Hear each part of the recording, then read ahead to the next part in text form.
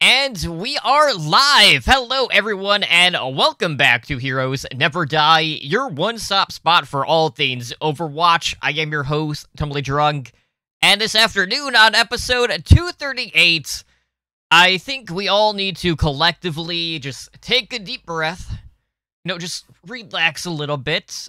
We do have a fundamental change in Overwatch 2 PvP first look that we had yesterday afternoon.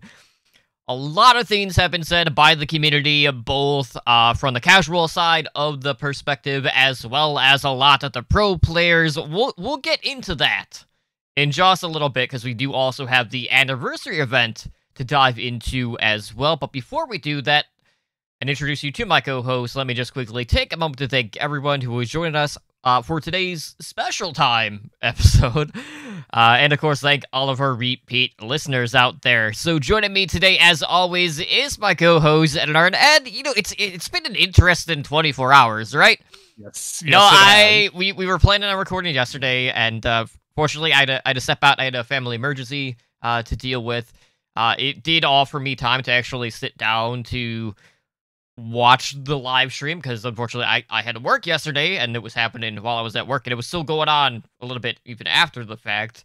But listening to the conversations being had versus actually paying attention to what's being played are two completely different things. So even though I was listening in, I still didn't fully get to grasp the idea of some of the fundamental changes that we are seeing with Overwatch 2. But that being said, there have been a lot of polarizing things already haven't been said at this point. A lot of knee-jerk reactions, some for good reasons, some for just community outcry sakes, because, clickbait titles, what have you.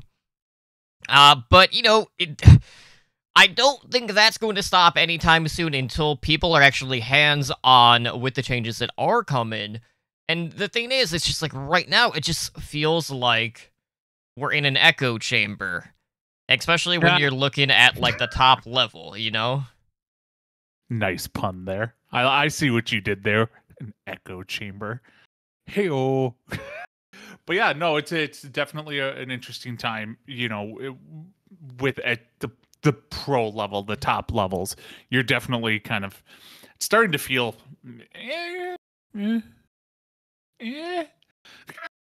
like it's just meh at the time right now. So I'm very interested to see what's going on. Right on, but we'll talk all about the Overwatch 2 stuff here in just a little bit, because that's not the only thing that we had happening over the week. So, initially we're like, let's talk about Overwatch League, talk about June Joust, because we do have the new tournament happening with the re-implementation of hero pools, and then yesterday happened, and I was like, nah, man, we're skipping all that. We got, quick hits, I know Airster retired, Reprise, the London head coach, stepped down, Fisher has stepped up to take the mantle over there. We had booze and betting sponsorships. Yeah, we actually touched up on that on OWL by the numbers, which I was really excited about, so I'm curious to see where that's going to go. And, we've always seen Washington come out with, a special beer at one point in time. Yep. We'll see exactly where all of that is going to land, but let's talk about general Overwatch. It's been a while since we've had, a dedicated episode to regular Overwatch. Yes. This is 100 episodes. We're not talking Overwatch League. We're not talking esports. I mean, there might be some things in passing, but that'll be in a bit. But anyways, we have the anniversary event, which is on live right now, as of May 18th, and this will be running until June 8th. So, as always, this event is a really great opportunity for the players to acquire skins from the prior events, and I'm pretty sure, doesn't it, exclude the ones for the current calendar year? Isn't that how the anniversary event always worked? Okay. Current calendar year is not discounted. Everything else is down, it's a legendary is 1,000 credits instead of 3,000. Right. But we're talking about 4 years worth of event skins, all bundle up. Well, I shouldn't say bundle up, but all have the opportunity to be acquired at this point in time. And this is really the only time of the year that you can do that for all of the events, as opposed to just one individually. But anyways, we do have the annual Brawl moving back into the arcade mode. So we'll see a lot of rotations going on there. So, that will include all the like base snowball offensive, Junkenscience Revenge, Lucia Ball, and your personal favorite.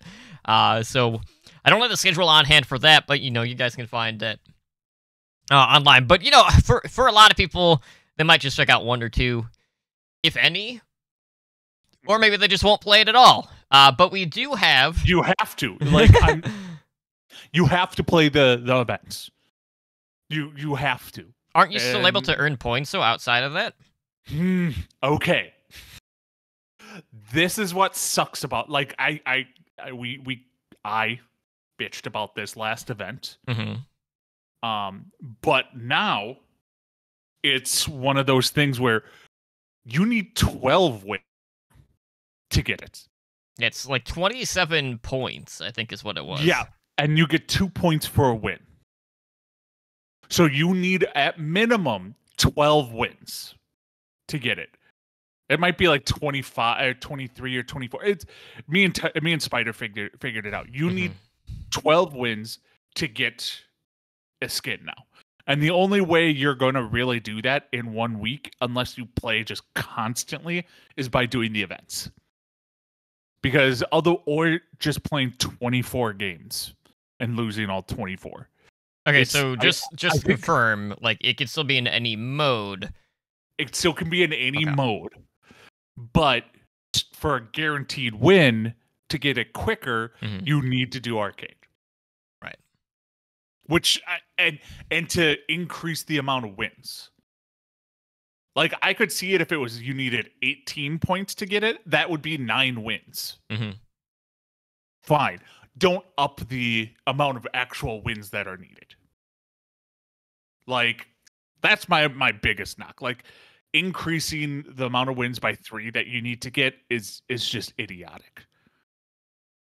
I mean, I get the incentive. Obviously, they want people to, sit down and play the game. I know, wasn't it like I know I was blindsided last event when, we were talking about this because they changed to that point system, but wasn't the last one you only had to play the event stuff?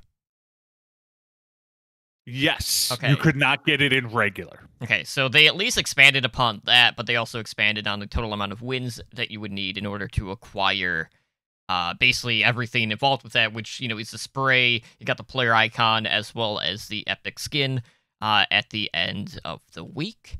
By doing this, they're just making the epic skins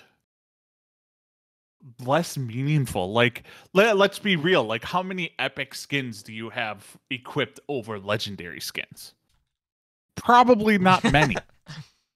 And making it harder to get epic skins, not the same. So I don't get it. I just don't see the appeal in this.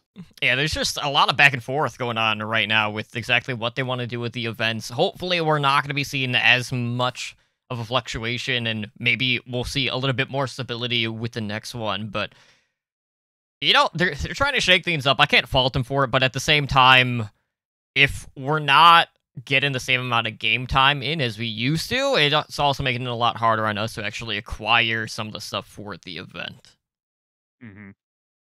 Now, with that being said, these are some of the best skins they've come out with in a while for an event. So, I will say that. So, looking at the epic ones, these are the ones that you're going to be earning via the weekly challenges. This week, we have the Cybermedic Ana, which is kind of very reminiscent of like a Soldier 76 style skin for Ana, where she has a more like modern electronic upgrade to her look. She doesn't have the eye patch anymore. It's been kind of like replaced by goggles, essentially. I really was intrigued by her cloak, though, because I kind of like swapped it out for like an LED backboard, which is kind of like really weird. Yeah, it's a very weird one. I mean, it's a very cool Ana skin. Do I want to get 12 wins just to get this skin? Probably not. I'm a cynical bastard. But it's still a good skin. Because let's be real, it's not like new people are coming into this game much at this point.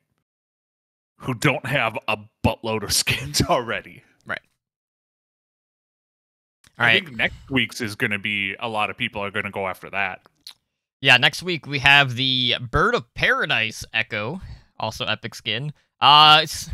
This one is weird to me. You know, it's kind of like based on a tropical flower. The colors in this really pop, which is probably the thing that's going to be appealing to a lot of people because you got vibrant colors of like yellow, orange, as well as pink.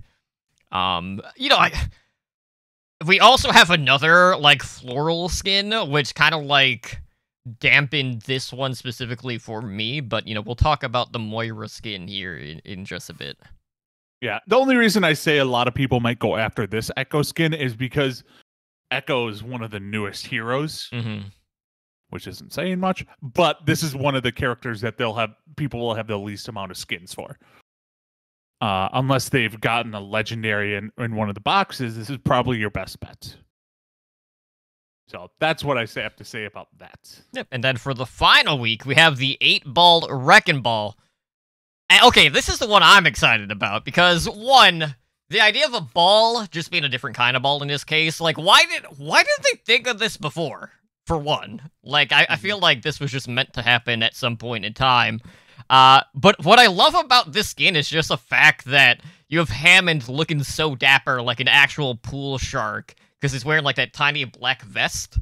The only thing that I'm kind of like I don't know how to feel about this is kind of the wood paneling on the mech in itself, because like I can't imagine how stable that's gonna be when you're rolling around as a wrecking ball. No, so I'm assuming when you're in ball form, it like is Transformer style, and you just become a black 8-ball. This is you only see the wood paneling when he's out shooting. It could be. And then he turns into an 8-ball. That would be the smart way to do it. But it's also Blizzard. So there's that. I just like that they keep finding new ways to dress up Hammond. Because that's really basically, the are you a ball? Like, see, and this is and I blame Spider for this. We've been playing some Fortnite, who have the best cosmetics in any game in history. And I don't even think it's remotely close. But what I wouldn't give for a Hammond Death Star. That would be awesome. Hammond Death Star would be the epitome of Overwatch skins. Right on. All right, so let's move on to the legendary skins. We got a pretty interesting array here. We have the Junk Food Junkrat legendary skin, which, this one is so it's weird. Candy Crush. It's definitely Candy Crush. Junkrat. I mean, it makes sense. I have names for all the legendary skins. Okay. That came out.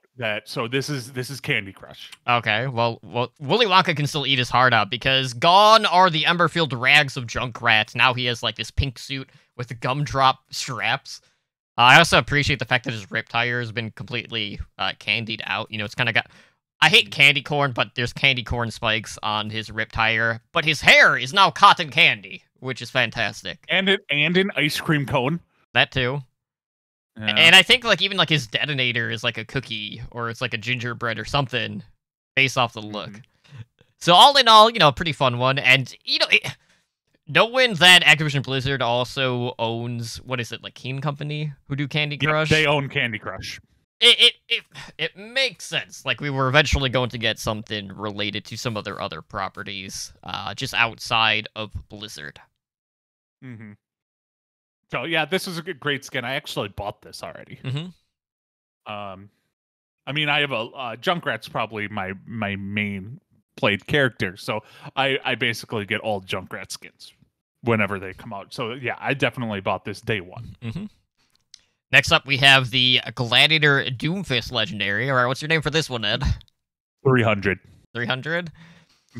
All right, so basically, Doomfist with this skin has a lion plate set with a spiked helmet.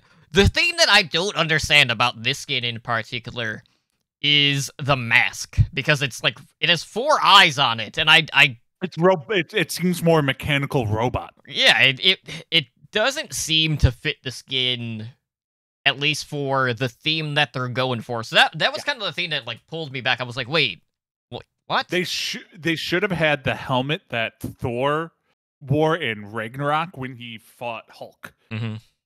Like, that's the kind of helmet they should have had on him, because they still have the top thing, and I think they should have gone that route. I don't think making him more mechanical in the face or mechanical at all in the face was the way to go. But it's a pretty cool skin. I don't think anything will beat the what is the one formal when he's in the pimp suit. The white tuxedo, the Dumb and Dumber type tuxedo, but it's still a good skin. Right on. Next up we have the Black Cat Sombra skin, or I mean, it's Catwoman. Let's be real. Yep, it's 100%. It's Catwoman. It's 100% Catwoman, and the dead giveaway there is the whip. Yep. Anyone who says otherwise is looking at the wrong property. It's just purple, not black. Yeah. So it's complete. It has the claws. You got the cat ears. You got the tail. You got the whip. So and paired up with the next one, we might have a bit of a DC theme, but I don't think the next one is as obvious just because it's a specific flower as opposed to just flowers in general. But I will say, like, the Black Cat Sombra one, I was really giddy about when I first saw it. It's a good one. I got it in a pack already. Nice. So I'm doing good this event. I've only hopped on only to check out the other cosmetics, so I haven't bought anything, but the Sombra one is definitely one I'm going to pick up, for sure. Mm-hmm. We also have the Venus Moira skin, which is based on a Venus flytrap.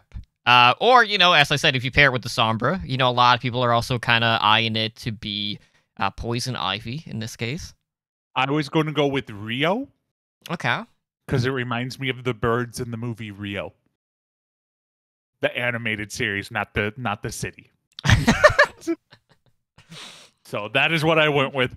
I like your name better because Poison Ivy did not come to mind.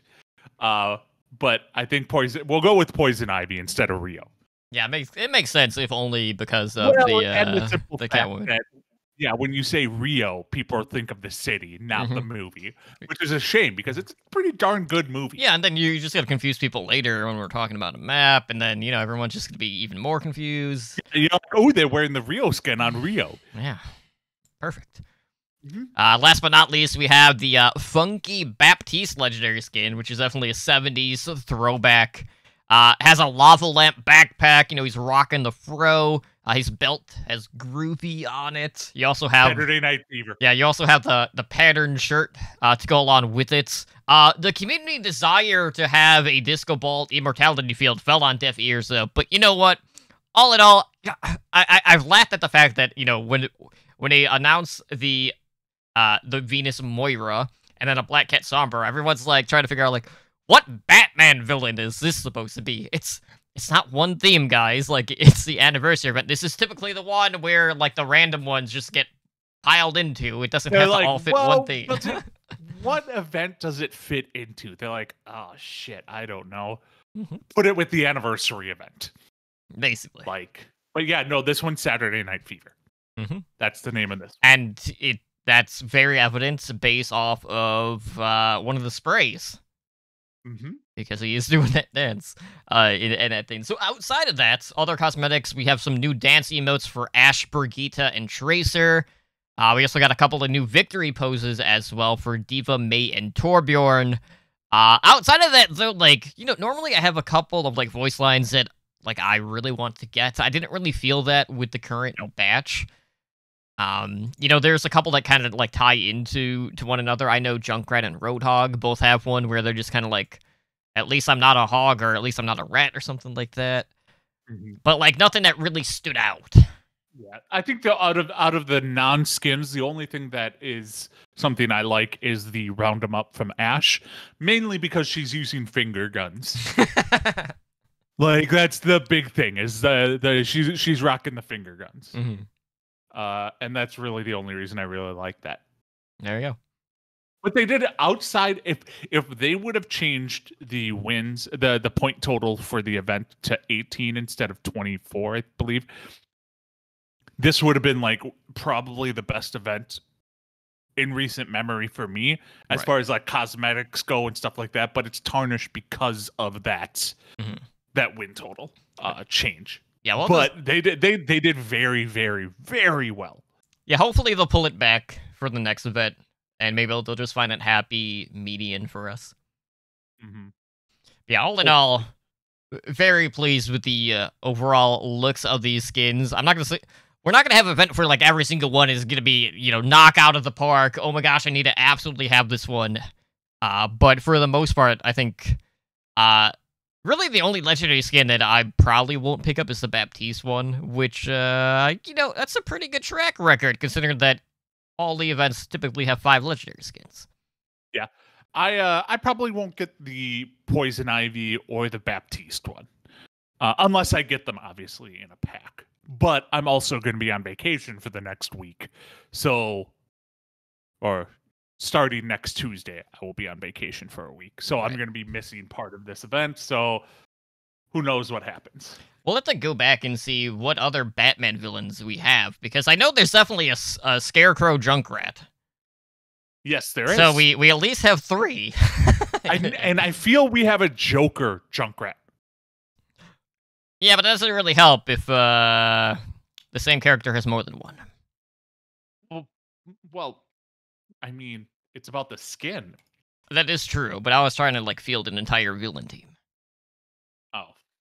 Well, I'll look at that because later. He we have at least 3. has a skin. He has an actual skin named Joker. Mm-hmm. That is true. So, yep. All right. Well, let's move on to the other thing that happened this week. Some minor updates. We actually had a live stream yesterday for Overwatch 2, and this was put on the Overwatch League YouTube, which I thought was pretty interesting. So they had Mr. X. They also had Uber, as well as a few guests on board. That included Jeff Goodman, Aaron Keller, and one of the concept artists. I forgot. I'm blanking on the name, to be honest. The assistant art director.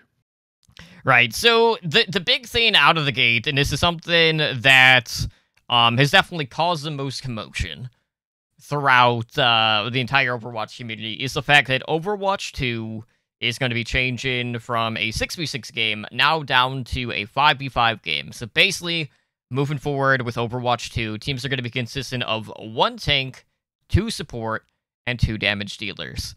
So the goal for this is to, 1, make tank characters more aggressive and versatile. So tanks are going to kind of shift into that brawler dynamic moving forward.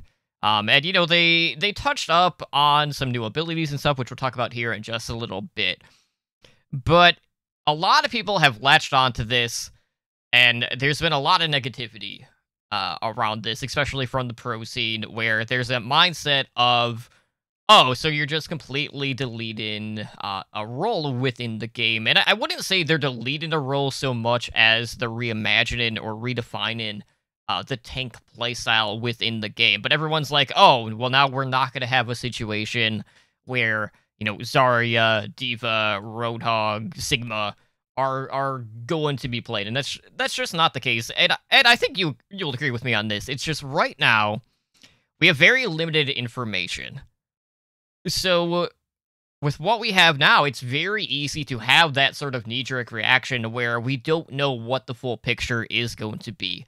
We don't know how many more tools are going to be added to the toolkit for a lot of these tanks, and until we do that, I don't think the perception by a lot of the pro players or tank players in general, because, even from a casual perspective, there are tanks that are on board with the idea of shifting to 5v5, and there are a lot of tank players that I've talked to that are not looking forward to this change, but we don't have anything hands-on with it, and I don't think basing things off of developer gameplay, where we don't have any information on who's actually within the game, is enough to go on, Yeah, so I'm going to get on a little bit of a soapbox here.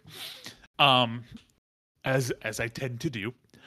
Any of those people out there complaining on Twitter and on Discords and stuff and Reddit and stuff like that, raise your hands. I want you to raise your hands.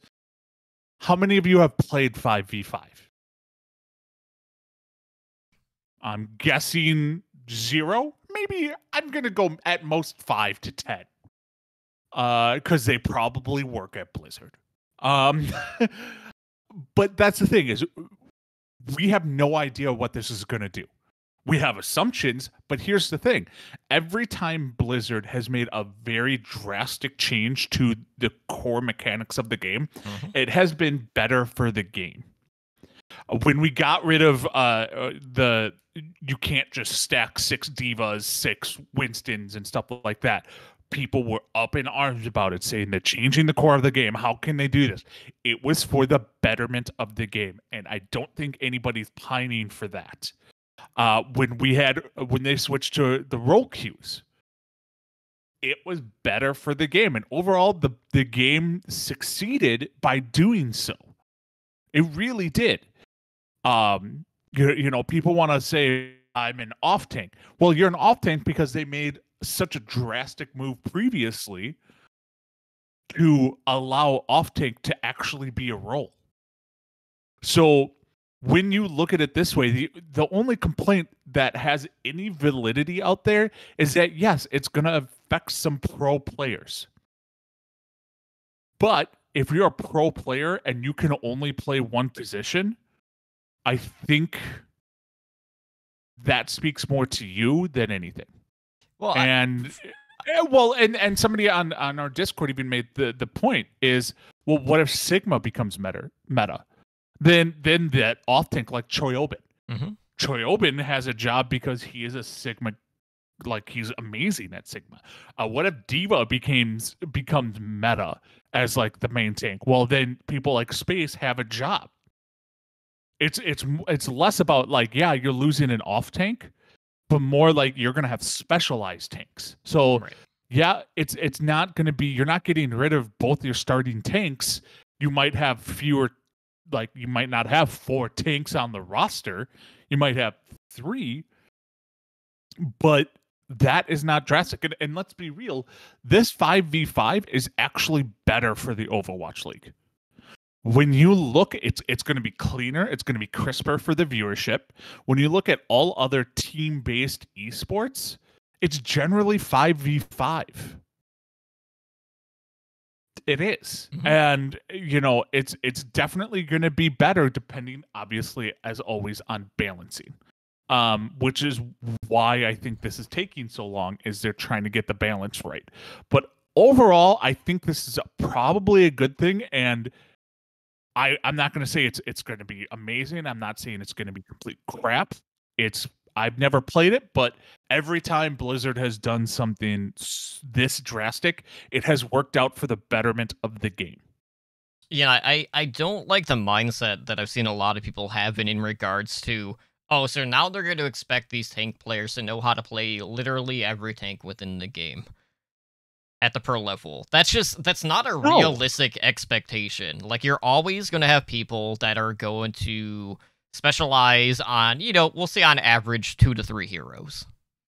None of that is going to change, and plus we don't know what the tank situation is even going to look like in regards to new releases once Overwatch 2 is hidden, or even at the launch of Overwatch 2. So yes, you know, there is definitely a concern in regards to careers of pro players if they are a tank. But I don't think it's as drastic as saying, oh, they just deleted this role outright, therefore half of the tank players are going to find themselves out of a job.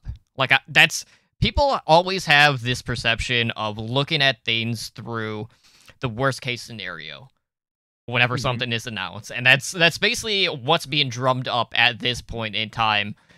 You know, it's that fear factor aspect of it, but yeah, and you have to take a look, and it's being driven by some of these ex-pro players. Like, I'm looking at you, McGravy, like calling out the death of you know, off tanks, and I'm like, yeah, okay, no.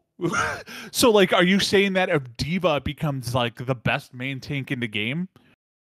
Like the best tank, we can't call it main tank or off tank. It's just the one best role. tank in the, if D.Va becomes the best main tank in the game, do you think all the D.Va players are going to be cut from their team because they're off tank players? No, you're going to want the D.Va players on your team. Mhm. Like, that's just how it is. I think for me, the most intriguing thing about this is what it's going to mean for the toolkit for the tanks. Obviously, in the past, they'd already brushed up on some of the changes that we were going to get with Reinhardt, which is stuff that we've talked about, were still intact with the gameplay that we did see. That included the usage of 2 fire strikes, the ability to cancel out your charge, they brushed over the passives again, which we already knew about for the role passives. So, you're talking higher movement speed for your DPS. All of the support players kind of having like that mercy passive where you're able to regen a little bit of health back when you Which are they out of did combat. say. They did say they will be buffing Mercy's passive. Okay, that's good, because that was one of our big questions: was it exactly. baseline, or was it gonna change based off the fact that she already had it?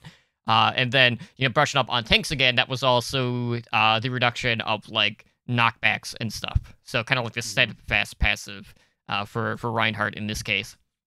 But in the gameplay that we did see, we also got to see a couple of other changes to some of the tanks within the game. So for Winston, they actually gave Winston an alternate fire, which is basically like a long-range charge attack with his Tesla cannon. Yep. And if we're talking about like quality of life changes as well, allies are now able to also see the hit points on the Winston bubble shields whenever they are looking at it. So it's very interesting that we're starting to see some long range attacks for tanks. Not something I really would think of for Winston. But you're able to actually like charge it up as you're like diving in. So the amount of other like combinations that you're able to put together just with one extra tool, I think is going to pay huge dividends in the long run. So, just seeing what we have now, it makes me wonder, like, okay, what else are they going to add to the toolkits of these tanks so we can really define what it is to be a brawler? I think dropping things to 5v5 definitely opens up more room to, as I said, like, have that carry potential. There is going to be, just one more map to work with, from a DPS perspective. It opens up more angles for you. As a support player, maybe you're not having to deal with as much bullying from the off tank in the past. But I think the thing that people keep forgetting is just the fact that since we are dropping to 1 tank, you're talking about more focused fire in regards to healing, right? And I know a lot of people have been looking at this like, oh, well, how are you going to push through like a choke with 1 tank? You're also dealing with 1 less person overall, so it's going to balance itself out. Yeah, it's going to balance itself out. Like choke points, you're just like, well, what about the first point on Hanamura?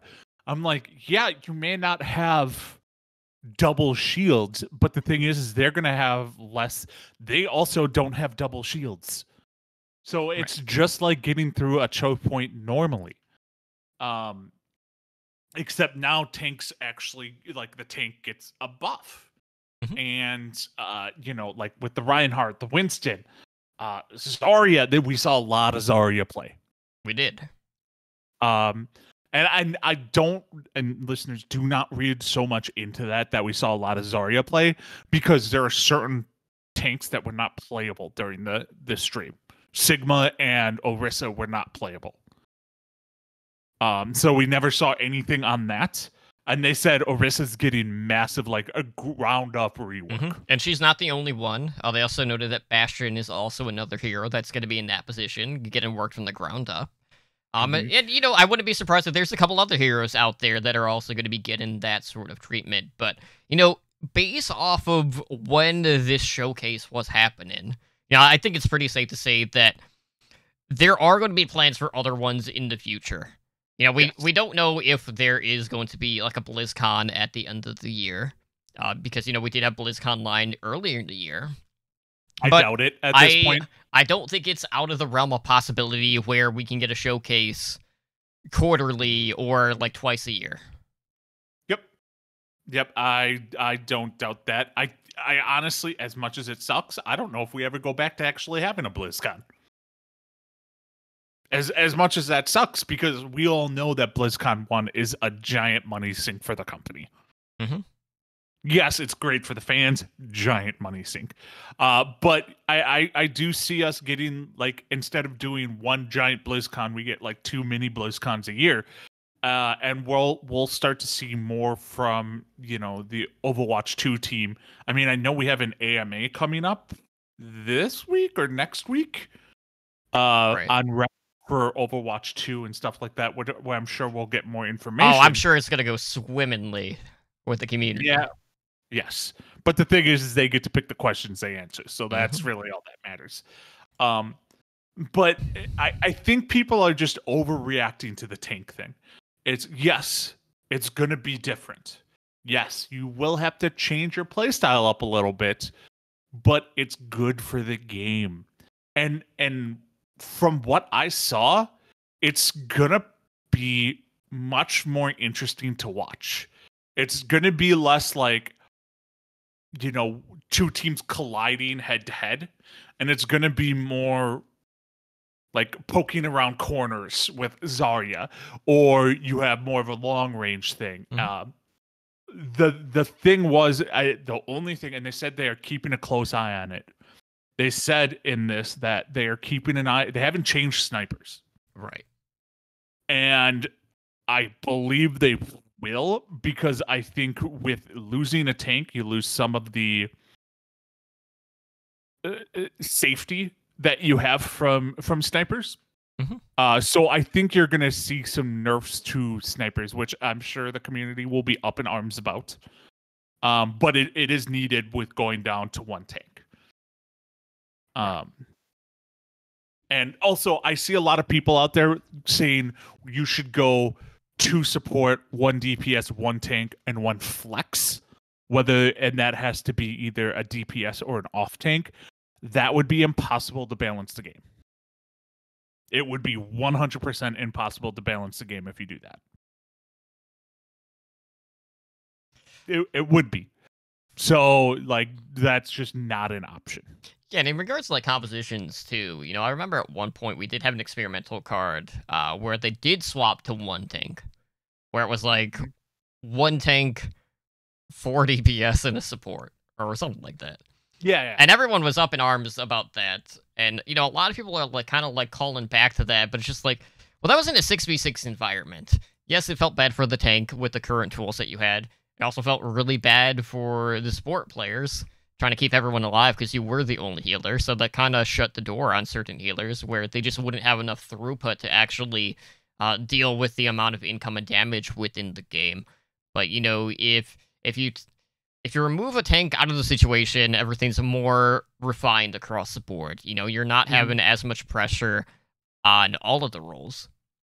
I will say this, watching the actual gameplay of, like, Overwatch 2, D.Va looked real bad. It's also really early, though. It is, but, like, D.Va did not look good. No. But there's more to it than that. So, I mean, we want to keep going on about tanks and stuff like that, but let's talk about the most important change in the entire Overwatch 2 update. I can't imagine what it's gonna be with you and May. When I saw this change, in my mind, I'm just singing "Ding dong, the bitch is dead, which old bitch, the wicked bitch." Yep. Her primary fire no longer freezes enemies, and during the stream, like they're introducing it, and then you just hear Super say, "Thank God."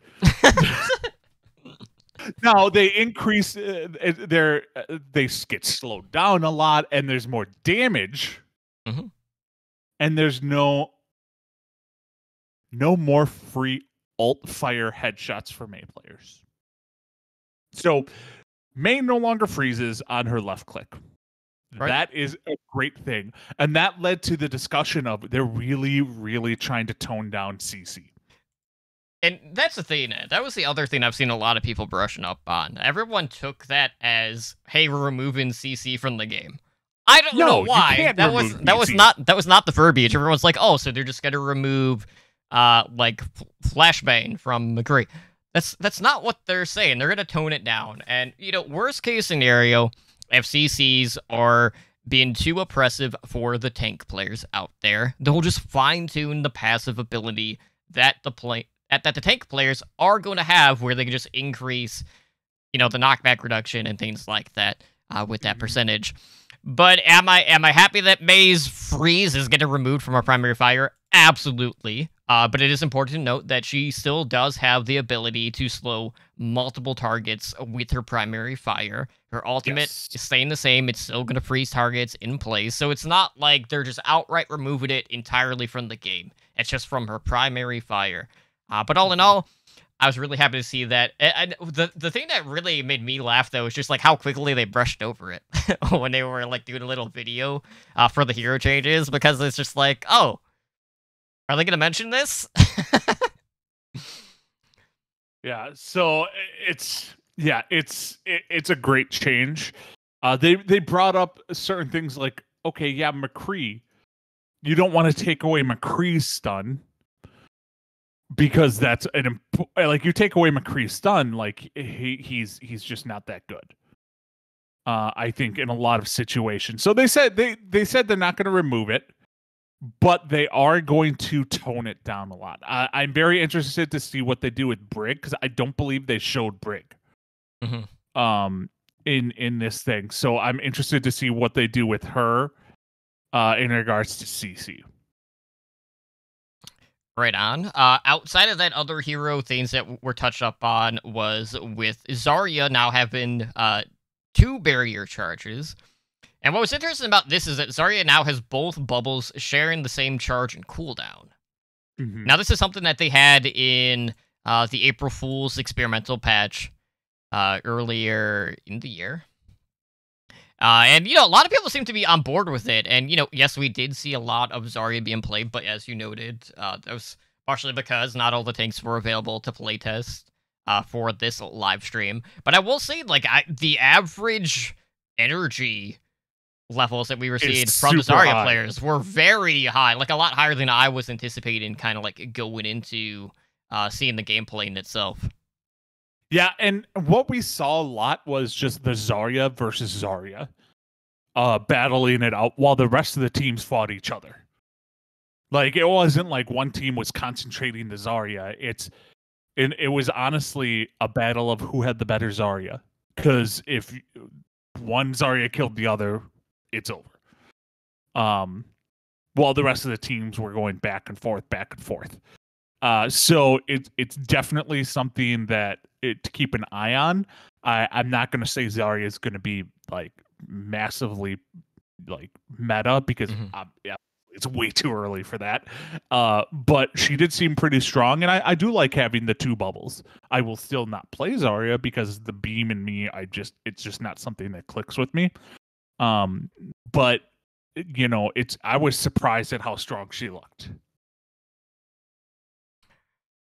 I think that was like basically all of the character tweaks that we did get to see in play. Well, I mean, they did say, I think they said something about Mercy. That was more of a UI thing. They changed that. We're not going to get into all the UI changes, because that's a 4-hour podcast in itself. Well, I think the key thing to talk about, like the UI, is primarily for the healers within the game. So it displays whether or not you are buffing or healing, and it shows like a portrait of the hero that you're actively supporting. So, like for Mercy, that would include your beams. If you're playing Zenyatta, it would show who you have your Orb of Harmony on. It'd also show who you have your Orb of Discord on, which is going to be really great for just shot calling. Yeah, because it will show you. And they actually brought up a really good point on the stream. Actually, I believe it was Cupcakes that was on stream, the Twitch streamer, pointed out something, and it kind of took them aside on like the developer and the art director. And she's like, are we going to be able to, like, because you have the orb and stuff like that, you get to see who Mercy is healing or damage boosting and stuff like that.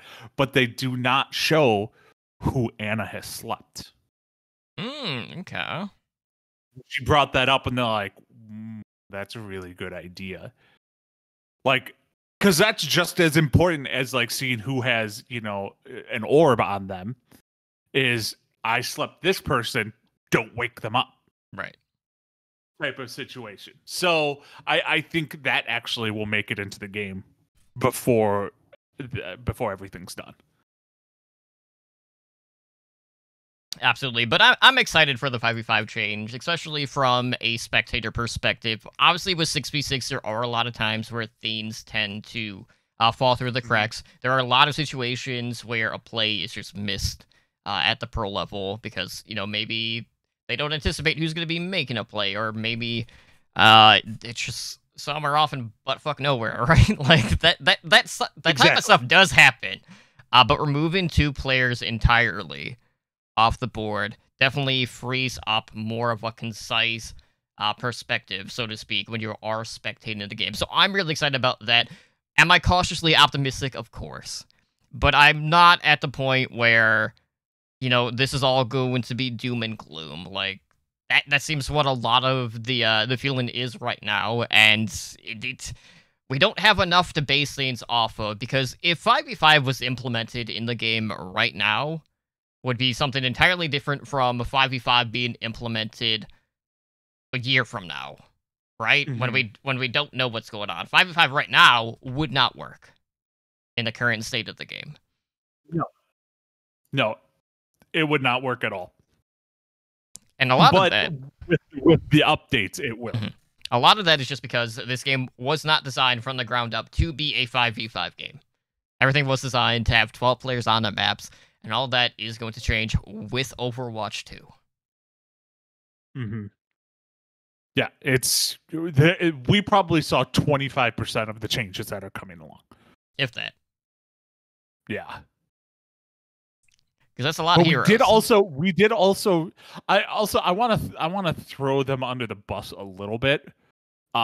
Is during the live stream they said we're going to introduce a new hero.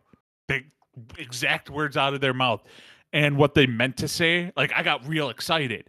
And then what they meant to say is, we want to show you our updated new character in Torbjorn. Yeah, I was like, model. you sons of bitches. I hate you. I was like, I'm like, no, I don't want it. It was cool to see, but don't get my hopes up by saying it's a new hero. Yeah, because that was going to be my big question going in, was, are we actually going to see some Sojourn play? Nope. Did not get any of that. Feels bad, man. Maybe next time. Mm-hmm.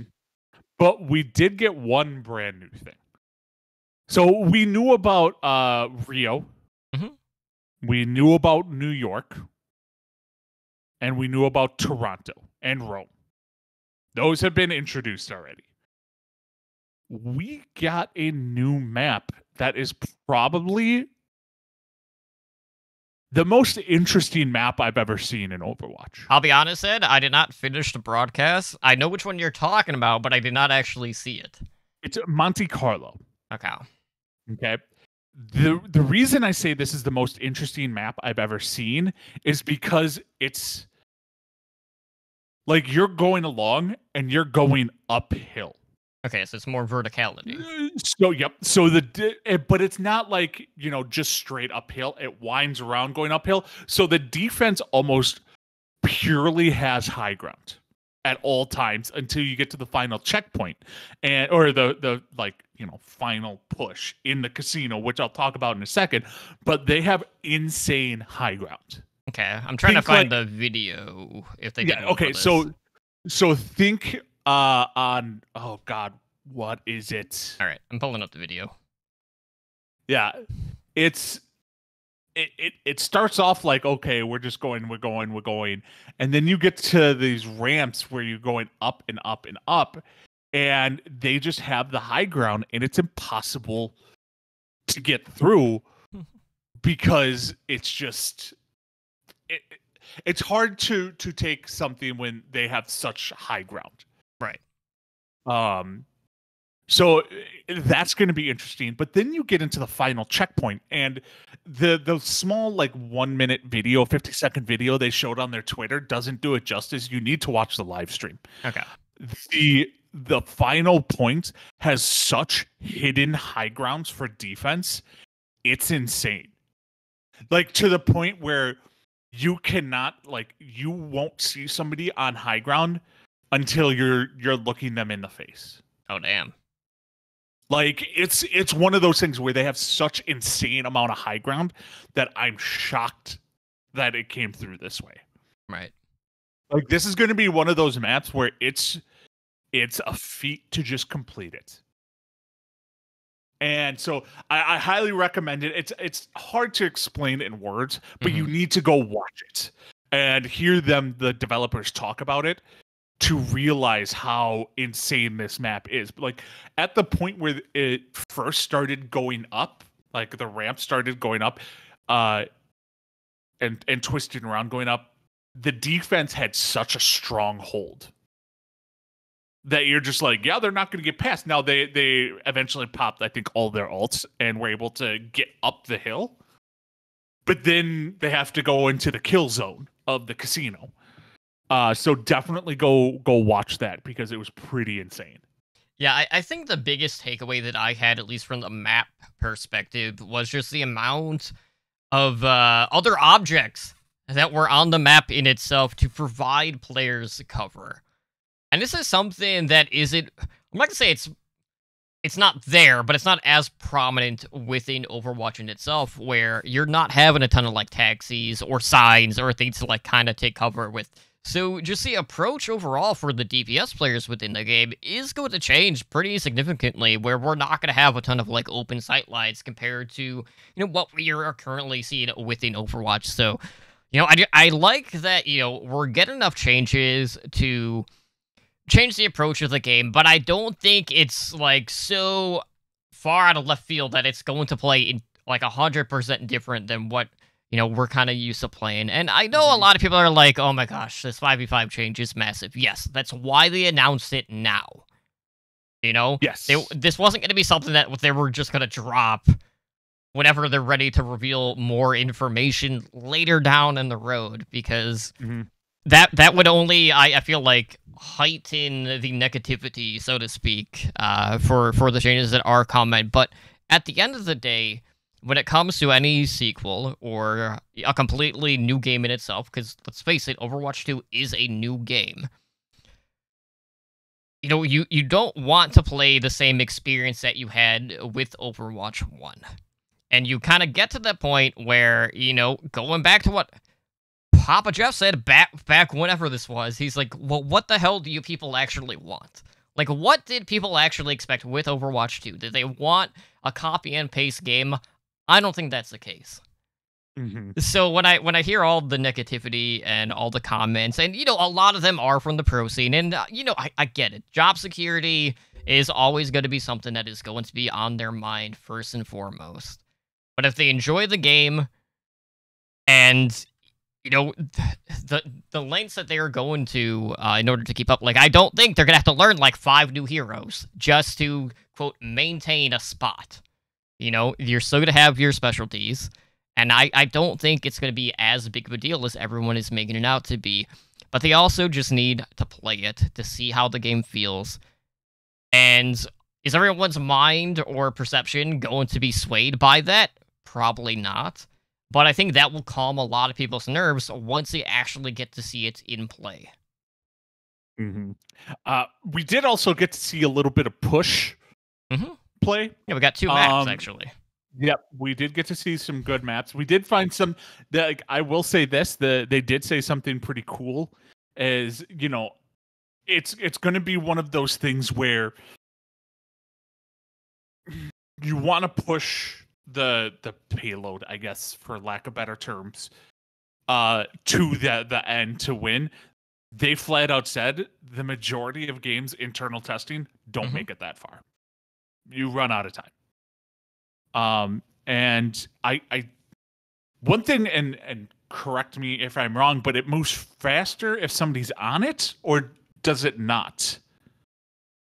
I think you just need to have people on it in order for it to move. Okay. Yeah, it's if nobody's on it, then it won't move, or it moves super slow or something like that. I'd have to watch it all over again, but Ana is going to be so effing huge in push because she's one of the few ranged healers that can sit back. because you can't have a tank go back there. You could maybe have a DPS go back there, but I think Ana's going to be a huge, huge pick for this push. But we had fun playing push, mainly because we were ruffle stomping Ramses and a bunch of 12-year-olds. But I think push is going to be a lot of people's favorite maps. Absolutely, and you know, for those that have forgotten or maybe don't know, that is the Assault replacement. Yes. Yay! Something that's more definitive, and we won't have to see 6 pushes. Mm-hmm. Exactly. It's like, hey, this is going to map 12. Fuck. Yeah. They also did hint at another game mode coming. I would not be shocked if they released another game mode. Again, 25% is the high end of what we know so far. Mm-hmm.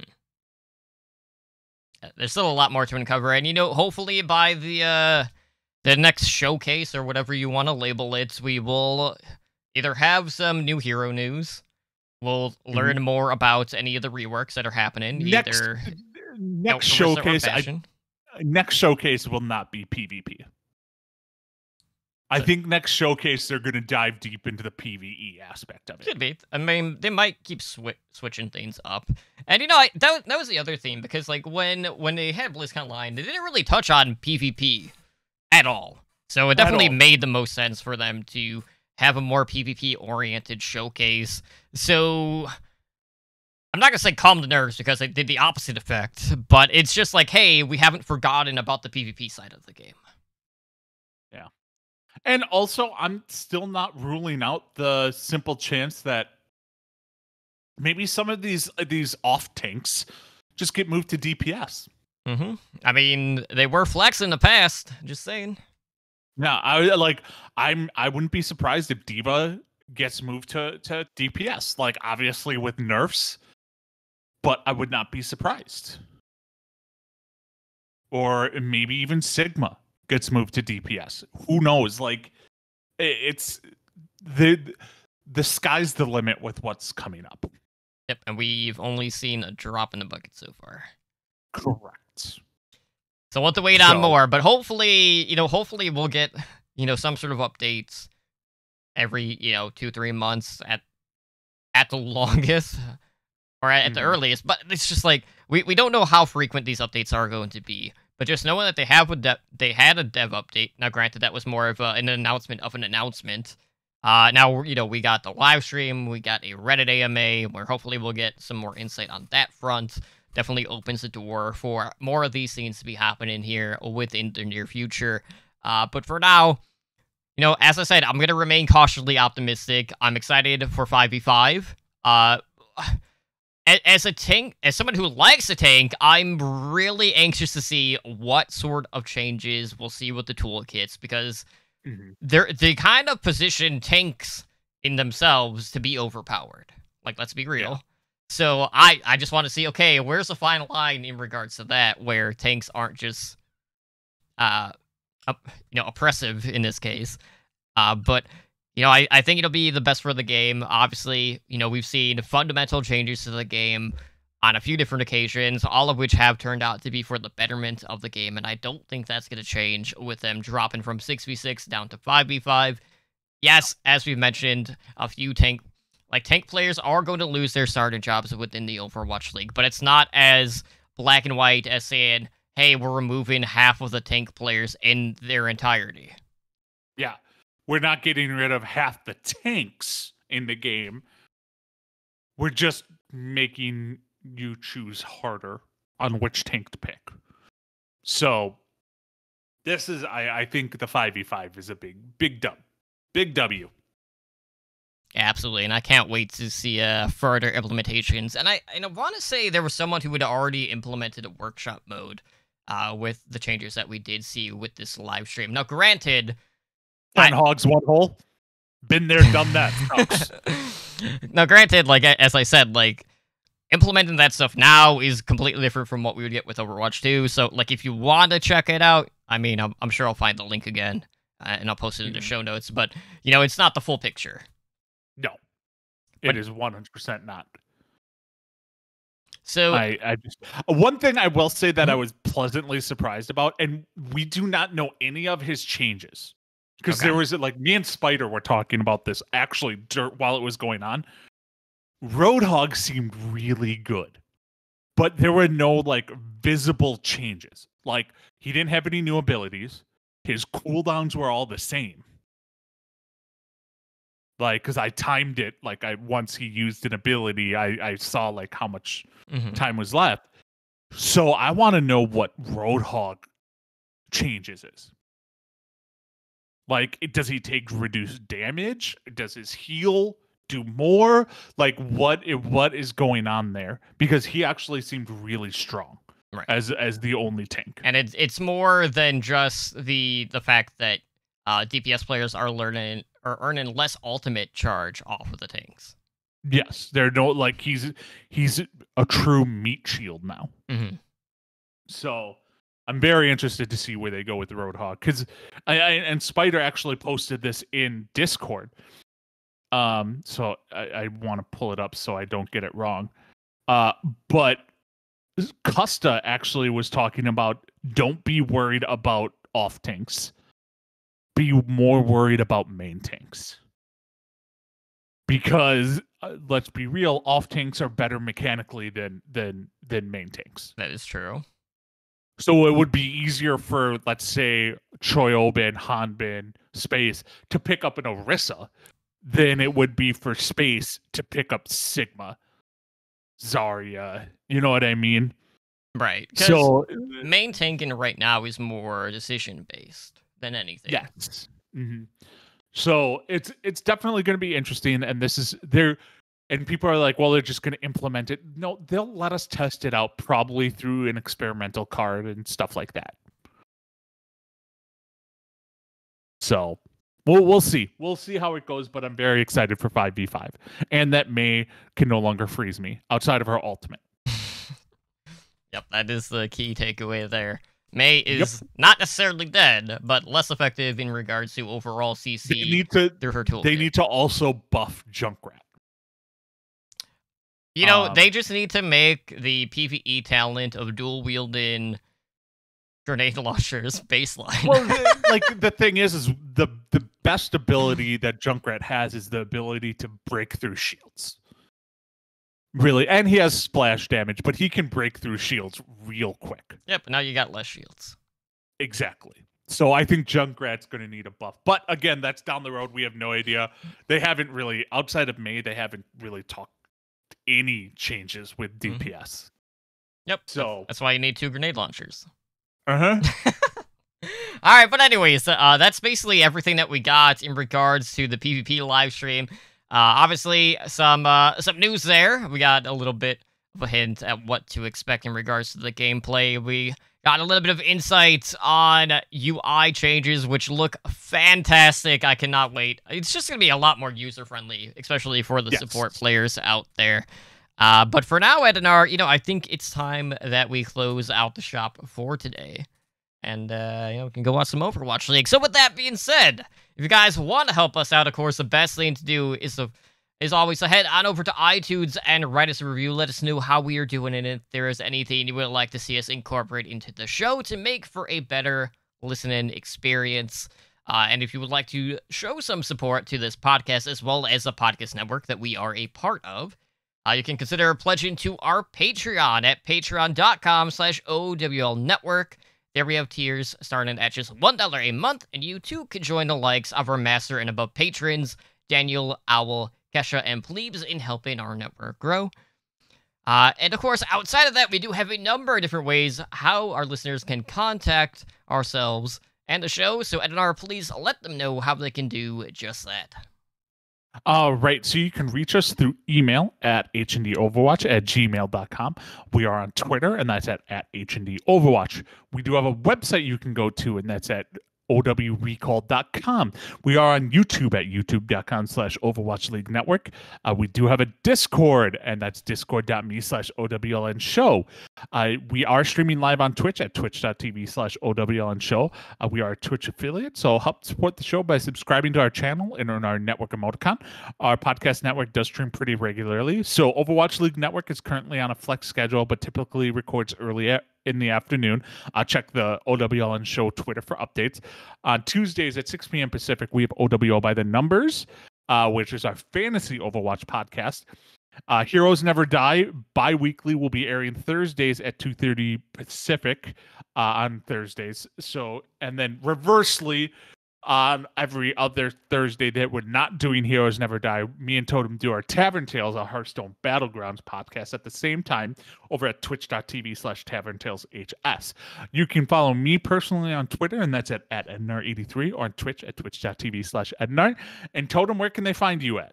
Well, you can find me over on Twitter at TerminallyDrunk, as well as Twitch at twitch.tv/TerminallyDrunk. And we will see you guys back in 2 weeks. Again, guys, just take a deep breath, relax. We still got a long time until Overwatch 2. A lot is still going to change. We don't have the full picture. Just keep that in mind. We're not at a point where it's doom and gloom. All right? Exactly. It's too early for this shit, because we could still have another year to go.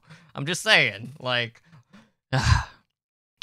we hope you guys enjoy your week, and we'll see you on our next episode. You take care and have a good night. All right, take care, everyone.